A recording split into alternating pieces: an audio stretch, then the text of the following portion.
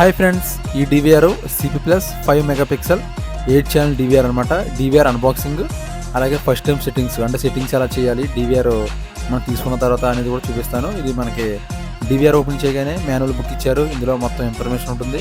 అలాగే ఇది మౌస్, అలాగే సాటా కేబుల్, పవర్ కేబుల్ అనేవి ఇందులో ఉంటాయి. చూడండి ఒకసారి, మౌస్ ఇచ్చారు, అలాగే సాటా పవర్ కేబుల్. ఇది అడాప్టర్ అనమాట. 12 volts 1.5 amps ఉంటుంది. రెగ్యులర్గా మనకి 4 ఛానల్ కూడా ఇది ఇస్తారు.